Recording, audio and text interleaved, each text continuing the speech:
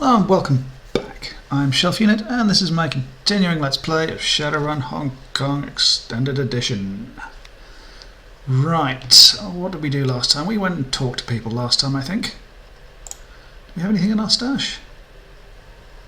We do. Not that we can use anything for anybody. So, let's have a snooze. You wake with a start, your limbs bound up in a sweaty tangle of linen bedsheets. Incredible sorrow swells in your chest. You feel empty, half-starved, and alone. Fragmentary memories of a half-remembered dream flit through your mind, already fading away to nothing. Let's chase the memories.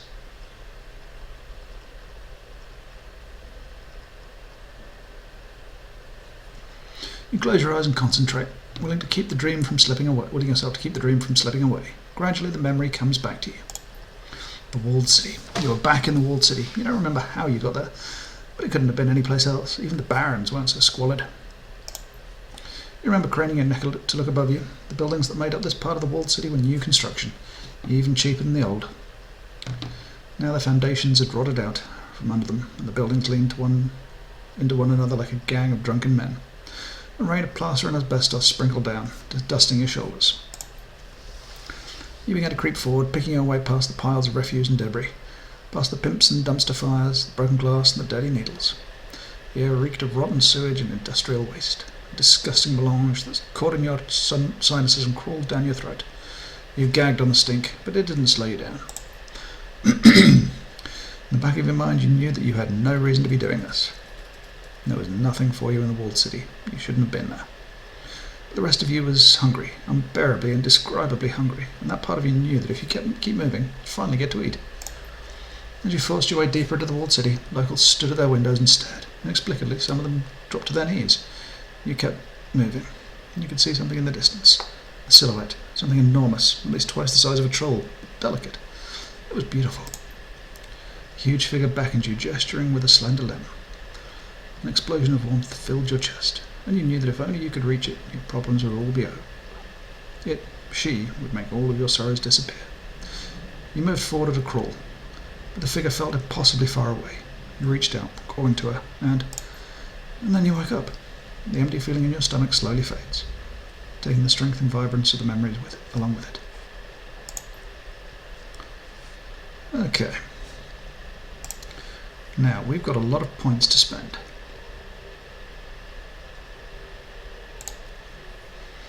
What are we going to spend them on? Let's have a look.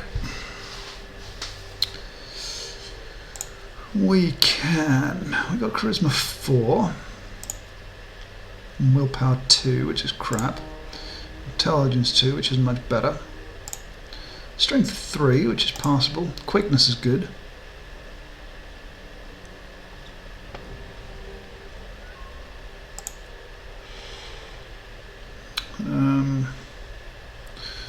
Which means we can open up ranged combat 6. We could probably get our quickness up to 7 in total as well if we wanted to.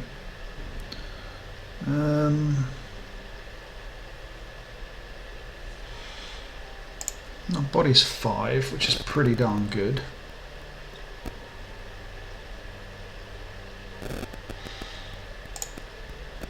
Do we go to Charisma 5? I mean, we're not.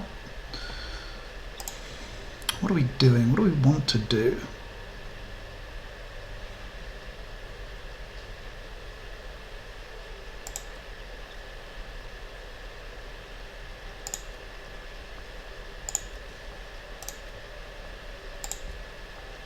Let's go. Oh no, because it would need to be 7, wouldn't it? So let's improve range combat to 6, and we can improve rifle to 6 as well. Might as well. We could do sniper rifle at some point then, I suppose.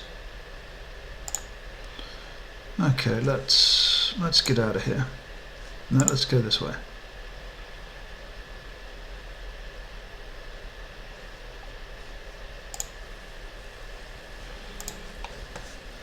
And who are we going to see today?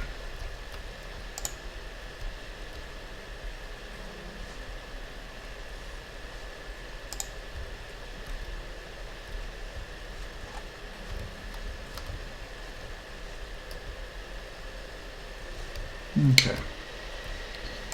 Let's head down here.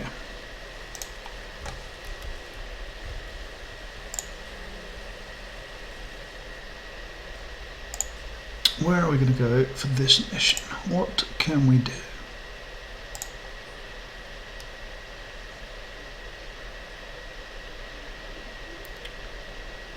Whew. Let's go to the hotel. And we'll take Decker.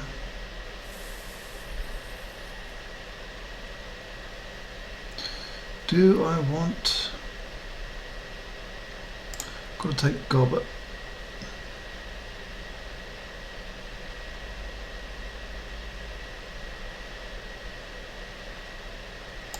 I've got to go with the normal one, with our usual crew, because it just seems that there's, you know, ranged combat's better. I mean, I know. Oh, here we go. You arrive at the eponymously named Repulse Bay, a gleaming hotel and apartment building on the shores of Repulse Bay, Hong Kong Island. Rolling storm clouds choke the sky, lending the structure a sinister appearance. As you push through the doors into the building, a sudden break in the clouds reveals a sun that's gone as red as blood. You make your way to the ground floor elevator. The attendant pays you no mind. As the car begins to climb, you hear the sounds of merriment drawing closer. As the doors slide open, you find Neville Mars' party in full swing.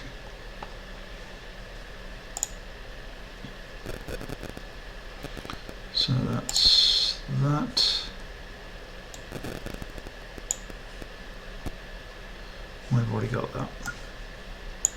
Yeah, we've already got that. Yeah, I mean, I know last time when we were in the previous game, close combat wasn't too bad, but I'm not 100% certain about it. The elevator disgorges you onto the mezzanine with little fanfare. Off in the distance you can hear the sounds of clinking glasses, carefree laughter and silverware on china. I'm kind of out of my element here, Rain. I'm not much of a party person. How do you want to handle this? Check the apartment first? Why about this party? Can we go to the party? Play it by ear. I don't know this any better than you do. Go, but let's lose a wistful smile. All right, if you insist. Go on, lead away.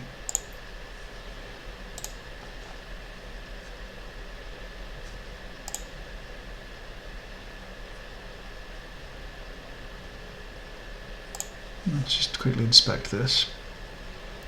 Buddha's Delight.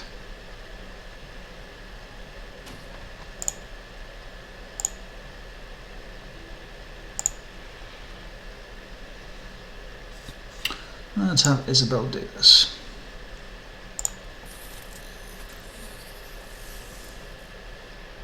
See how we go. It's going to be one of these.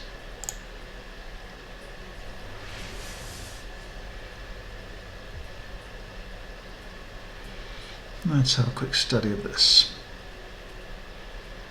Do any of them go...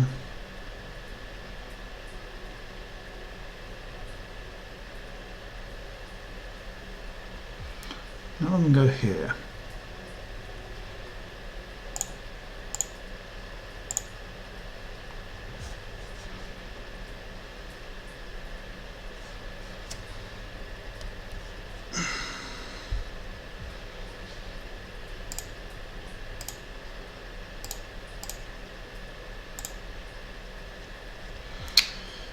Oh boy. Whoa, that's...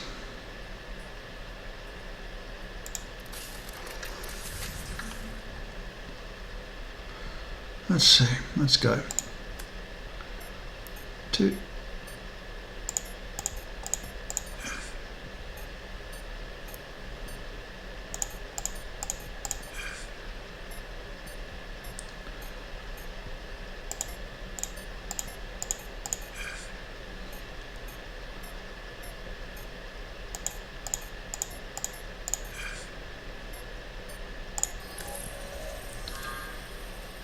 It's an M.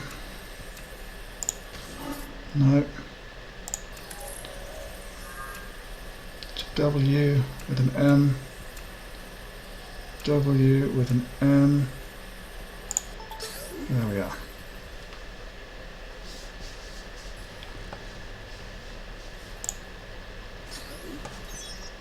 Welcome to the Repulse Bay Central Data Hub. Please state query. Neville Ma. Expand query, apartment door code 1635. Search other records, events. One event found: Yellow Springs Films private party, mezzanine level front desk indicates 6 unclaimed invitations. Yeah, why not? Search other records, planned hotel expansion. Download a series of files detailing expansion plans to the hotel's ground floor. These might be valuable to local construction firms. Maintenance logs. Enrollment data floods the screen. Everything's organised by way of reference numbers. It's an incredibly obtuse and confusing system. Without knowing what number to search for, there's little value to see here. Okay.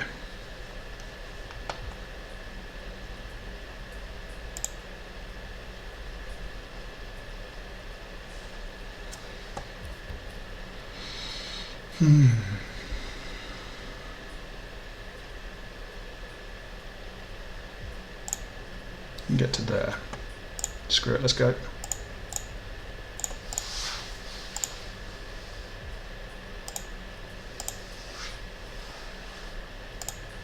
Best one of these we've done.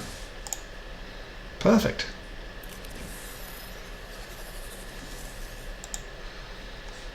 Okay, I'm going to save that actually.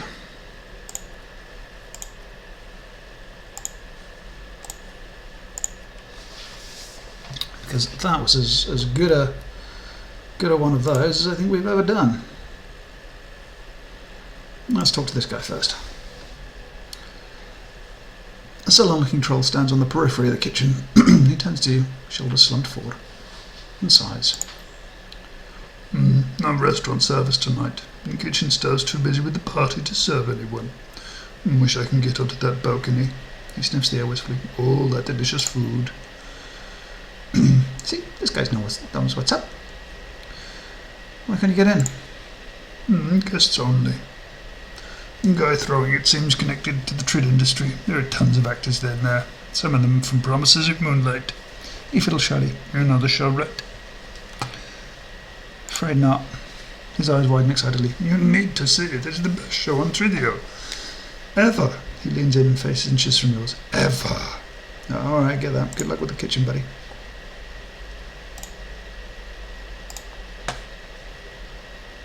Let's talk to the waiter. The ragged waiter manages to straighten up as you approach. Good evening, ma'am. Welcome to the veranda at the Repulse Bay. How may I be of service? What's with the guard on the balcony? There's a private party outside, and our establishment provides security for any event that requires it. But don't worry, the balcony will be free again in a few hours. I got some questions about Neville Ma. Heard of him? His expression clouds. Certainly. Everyone knows Mr. Ma. Yeah, what kind of guy is he? Between you and me, he's difficult, putting it lightly. Man runs a staff ragged. He jerks a thumb in the direction of the veranda. That's his party out there. Richies like him love to display their wealth. Sounds like you have some stories. He lowers his voice like you wouldn't believe. He once made a handful of us walk all the way out to Sheko to fetch dumplings for his guests. It was pouring out. The wind's blowing at around 50 kilometers an hour. Practically a death march in that weather. And why didn't the kitchen here make some dumplings? Ma said the kitchen's dumplings weren't good enough. Called them peasant food in front of all his guests. Chef Kang was furious, of course, but since Ma's rich, hotel management told us to give him whatever he wanted. By the time we got back from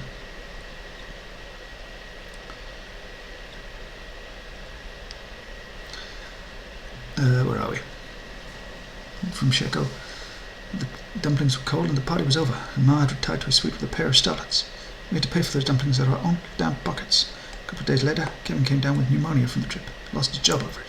And that's just one of our experiences with him. Needless to say, no one here's a fan of the man, but we're paid to serve the tenants here, so that's what we do. He shrugs. It's a living. You look exhausted. Why don't you take a break? Not yet. I can't afford to miss any tips. Besides, I went on Macau last week and it wiped me out. Bad luck with the horses, you know. Today's the day your luck changes. I'm willing to help you out for some information. The waiter stares at you suspicious, but his desperation gets the better of him. I'm listening.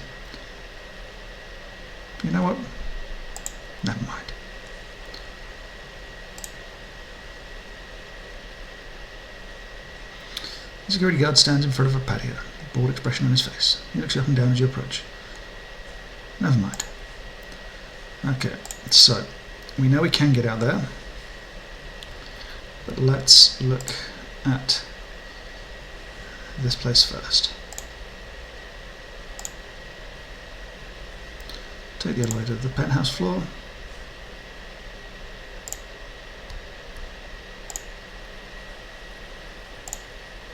Should we go further on? Is there any way of getting you? No? Okay. Keypad. I believe it was 1635.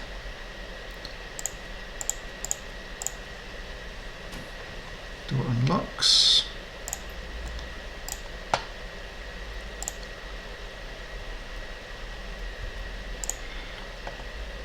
Why is it so cold in here? Rows and rows of finely tailored suits, custom shoes and various accessories fill the room. But there's nothing else there. Looks like they've got some form of guardian in here. Yeah, that looks pretty. Let's have a look at the liquor cabinet. Liquor cabinet is full of expensive wines and spirits. Several decanters sit atop it, but one particular catches your eye. Bottled brilliantly. Bright red wine. Let's steal a sip. Take a gulp and quickly gag. The wine's strangely warm given the temperature of the room and disgustingly salty. What's wrong with you, woman? Do you normally dip into people's wine collections while illegally searching their houses? But look at that colour. It's begging to be drunk. I don't give a damn how it looks. You break into an apartment and you dribble your DNA all over the booze locker. Dogan pulls an alcohol swab from his belt pouch and wipes off the mouth of the decanter. Mumbling angrily to himself, he shakes his head. I swear, it's like you're allergic to common sense. I am a little bit, aren't I?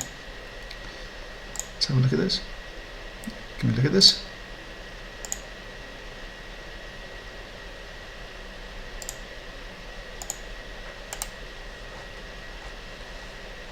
What's happening?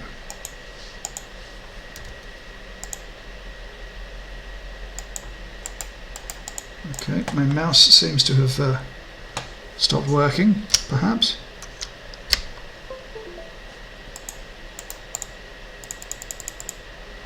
No, I can't do a thing.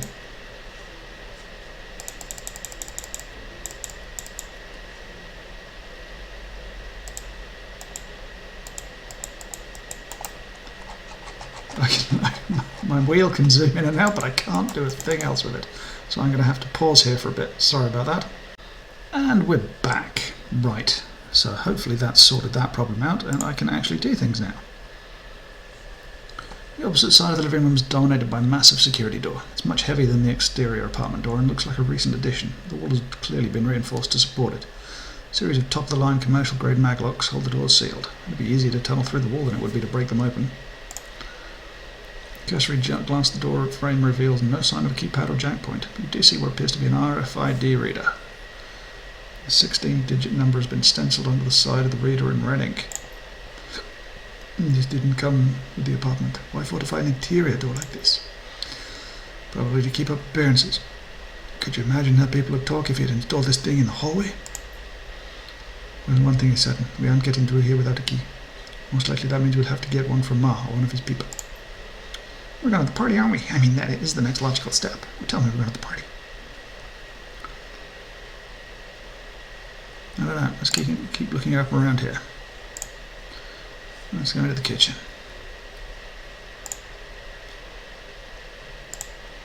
Fridge is well stocked, but you're going to have to feed a party. Okay, well, yep, let's go to the party then. It just seems like there's nothing else to do, but at least we know how to get in there now and what we've got to do. Let's go back to the mezzanine floor.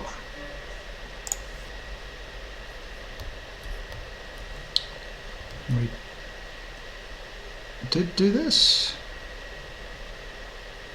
Yeah, we must have done this all.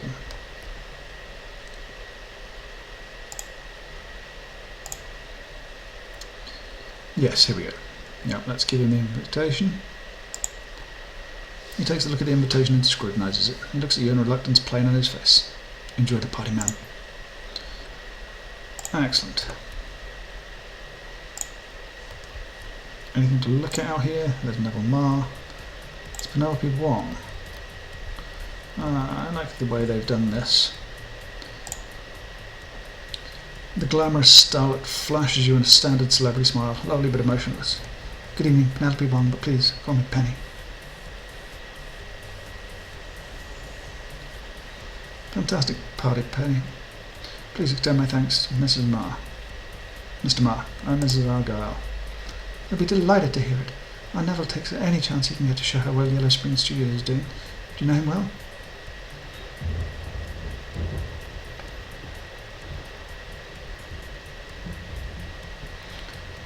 Not directly, but I'm in the film industry too, just not in Hong Kong. I mostly come to see how he's recovering.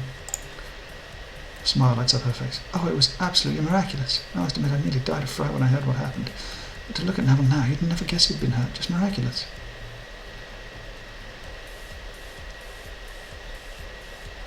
I'll keep his secret if you will. It's a shame that the rumour mill's caught wind, though. There are rumours? She blinks. I haven't heard any rumours.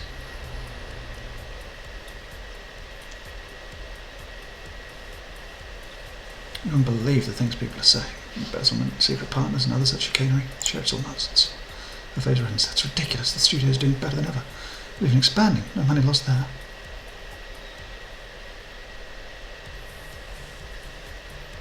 I wouldn't put any stock in Matrix rumours, especially the ones about new investment partners. Someone new? For a moment she looks lost in thought, face twisted in concentration. No, I don't think so, but Neville did make some new friends while he was in Guangzhou. Go on. There was a woman, can't remember her name, who visits Neville regularly. I hear she's quite the fashionista. Well, a powerful man must make him a lot of friends. Penelope shrugs. Well, they seem to get on well enough. And little Sadie's never introduced us, though. She's supposed to make an appearance tonight. Very much looking forward to meeting her. Penelope's gaze drifts over your shoulder for a moment, and she smiles at someone behind you. Oh, please excuse me, that's Mr. Yao, and I promised him I'd say hello tonight. Enjoy the party. Thank you, Penny. It was a pleasure.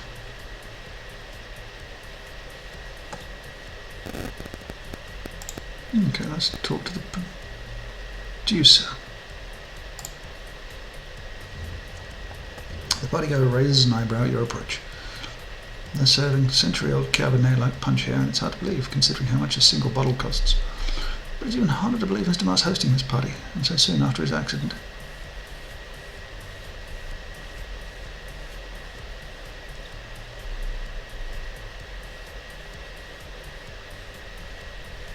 I heard about that. Doesn't seem to have slowed him down. The man's a machine, he smokes amused by himself. Not literally, but he might as well be, though he sprang back after being T-boned at 140 clicks an hour. Seriously? Man should look like cat food after an impact like that. No, I don't know how, but there he is, alive and kicking, or dining, regaling, what have you. If you ask me, it's that positive key the fans have stirred up. They had their entire message boards praying for him and making offerings at temples. Matrix nuts for promises in Moonlight. Mr. Marr hadn't negotiated a second season, his fans would have just as easily turned on him. Perhaps all it takes to win immortality. Maybe I should become famous too. Isn't that why we're all here? To be famous? Become famous? Or make someone else famous? He catches someone, so does someone across the room and waves. Lisa, over here. Gives you a curt nod. Nice talking to you. Okay.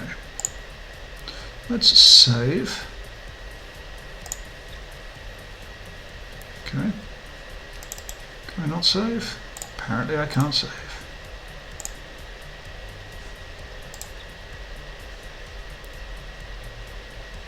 Just passing.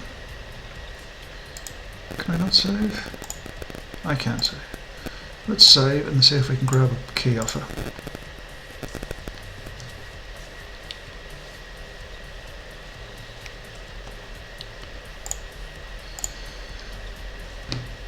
Do you have a key to Neville's security door? Quizzical look crosses her face. I do, but how do you know about that?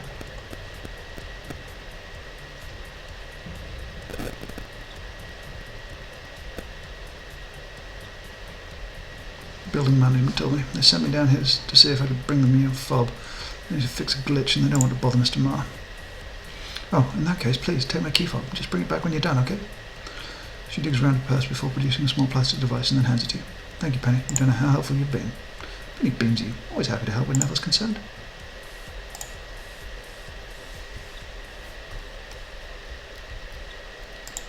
Don't even have to talk to the man himself.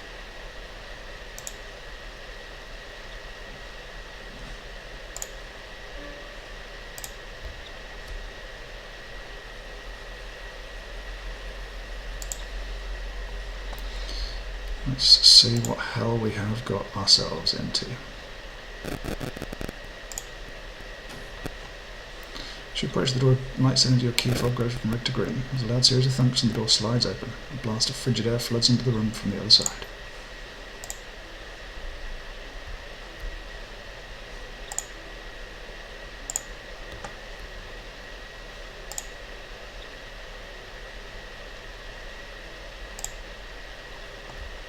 Interesting.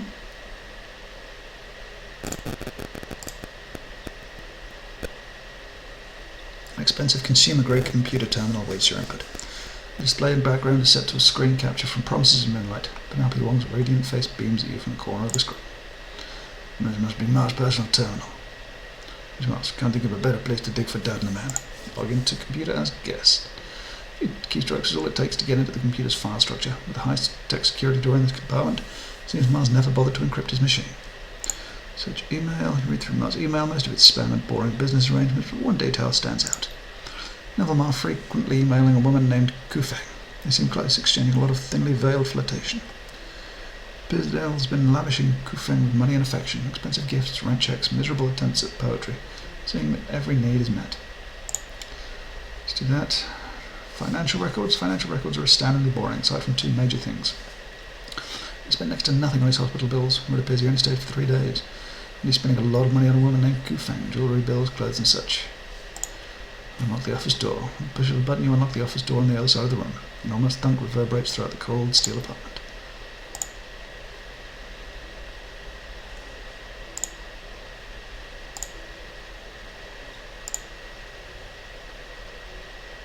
Wow.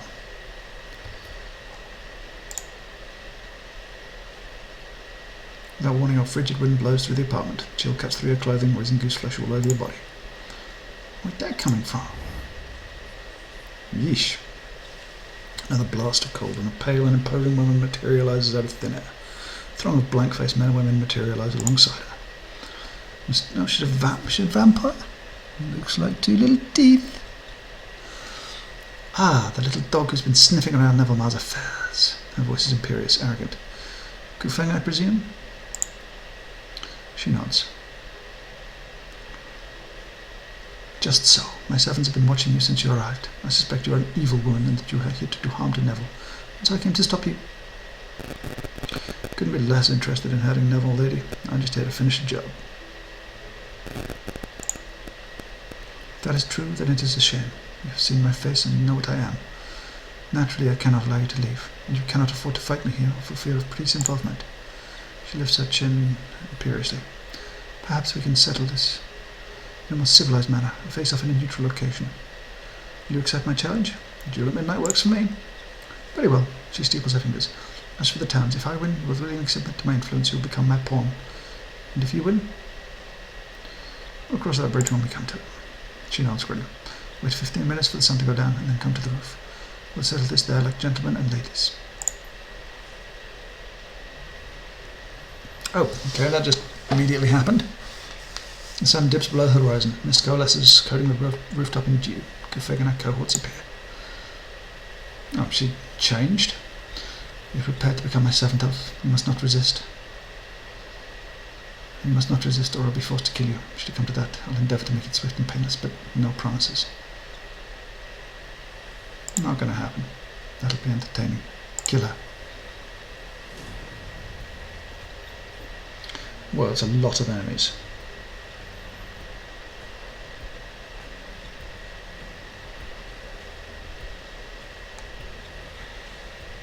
A lot of enemies. Okay. So I can... civilian? They're all civilians. Interesting.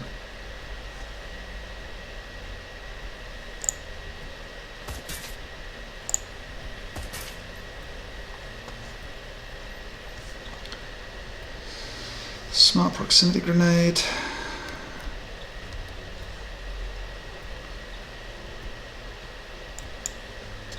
Let's get her here.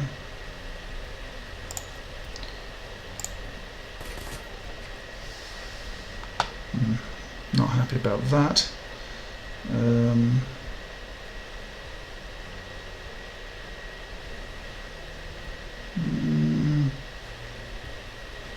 Requires 2.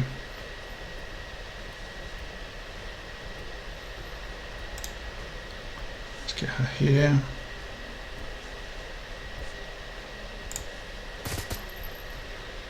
It's annoying. Duncan.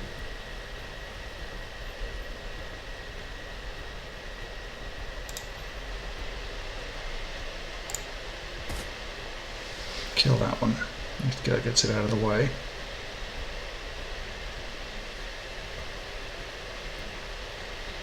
Two full moves.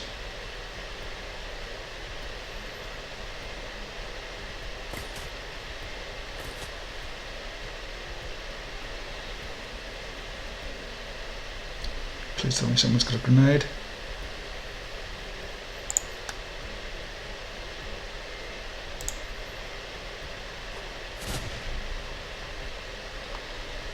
Excellent news. Boom. Okay, let's aim. Kill that one. Hit that one. What's Gobby gonna do?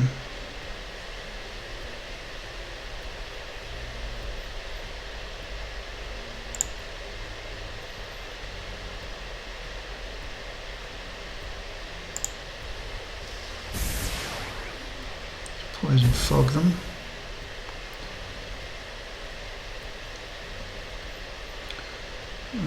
They need less than 25%, that's not right. Single burst fire. Okay, let's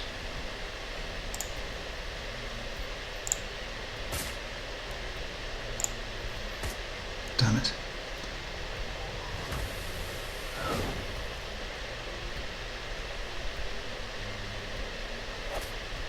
Yeah.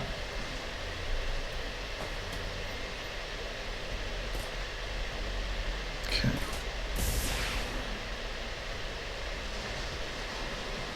Okay, how are you gonna hit?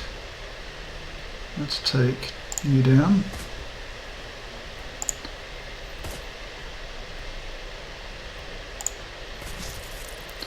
Take you down. Take you down. Take you down. And heal you.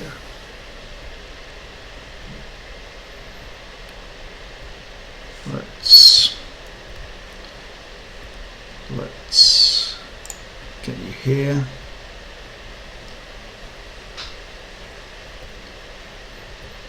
See if we can hit your armor. No, not very well.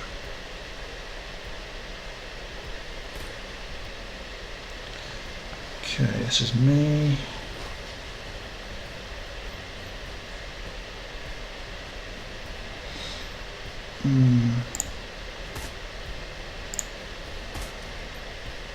Good crits.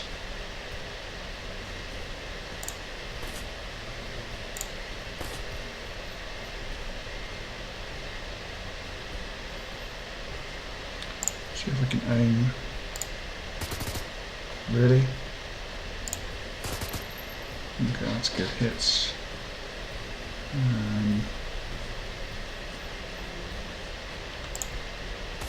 Miss and decent hit.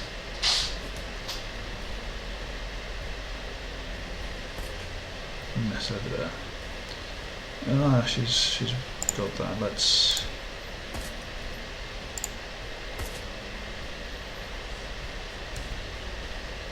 do that.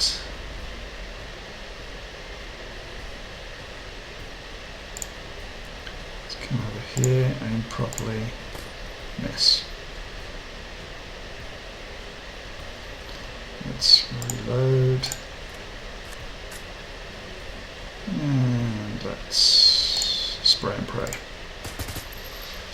Kufeng's calm and haughty demeanour dissolves as her eyes grow wide.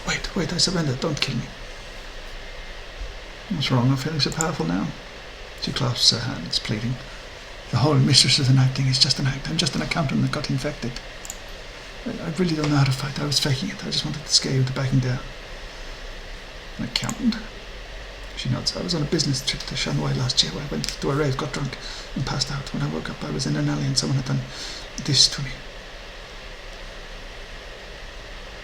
I don't. So what?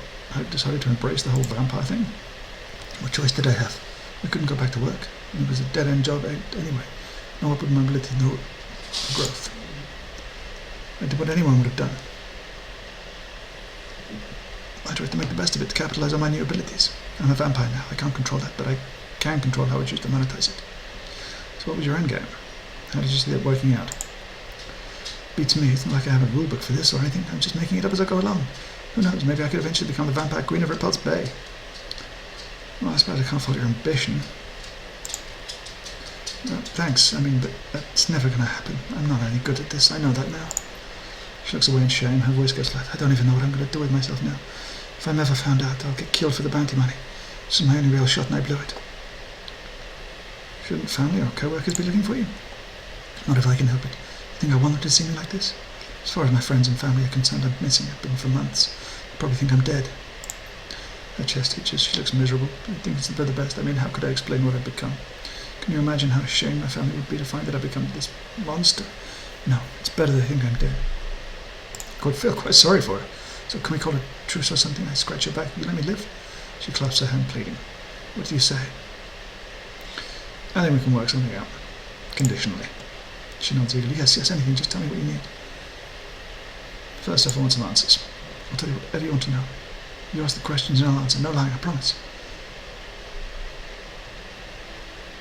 How are you and Neville Marr connected? I happen to be in the same hospital he was, trawling for a meal. I don't like to drink blood from unwilling people, so I go to hospitals at night looking for people who won't mind if I take a sip. People in comas, patients with terminal illnesses, that kind of thing. It makes me feel better about what I have to do. So I wandered into this room and I recognised Neville Marr. I'd seen him on the news, seen photos of the accident. He was in really bad shape, a lot of broken bones and internal injuries, but somehow he was still conscious. So you offered to help. Well, I knew that if I gave uninfected people my blood, they'd be able to heal like I did, just not as fast. I figured that out early, and by mistake. But it can come in handy from time to time, so when I saw that Neville was conscious, I decided to make my grand appearance. I materialised in the room and told him I'd make him a trade. I'd fix him up good as new, but he'd owe me some favours for it. I wasn't specific as to how many favours or what kind. He agreed. Actually, he leapt at the chance to become my pawn. I guess that when you're all broken up like that, you do just about anything to get better. And the deal was done, and we got along, and I think he's charming. He thinks I'm funny, and he doesn't care that I'm a vampire. He told me that he gives me nice things because he likes me, not because he owes me his life. It's all very sweet. What's it like to be a vampire? About the same as being a person. A human meta-human vampire virus is like any other disease, except instead of coughing, I can't go out during the day. It's not all bad, though. I can turn into mist, and I'm a lot stronger than I used to be. I still have to wash my hands and hair and pay for parking. You know what I miss the most? Steamed buns. I can't eat or drink anything except blood, and I loved street food before I got infected. Sometimes I'll walk by food carts just to smell the things they're frying up, but if I buy something 10 minutes later, it'll all be coming back up in a mess. Is there a cure? I wish, but no. The only cure is being tossed in a bonfire or having your head cut off, and almost every nation in the world would pay a bounty for a dead vampire. It's not like I had much of a choice, you know. Be a vampire or get killed for some quick cash. It's a pretty raw deal for me either way. I've decided what's going to happen. Okay, what's it going to be?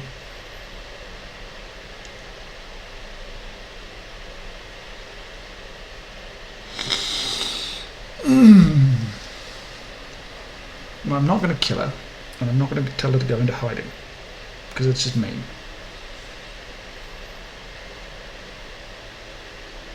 I'm going to get Neville to fire Penelope for me. Wait, all of this is about this stupid soap opera? I take the jobs that pay, lady. I can't believe it. All the idiotic reasons to blow my cover. Fine.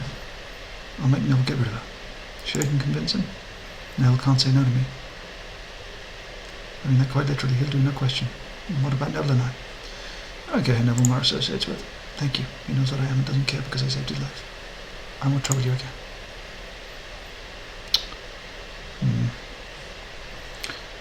Okay, I'm going to save here.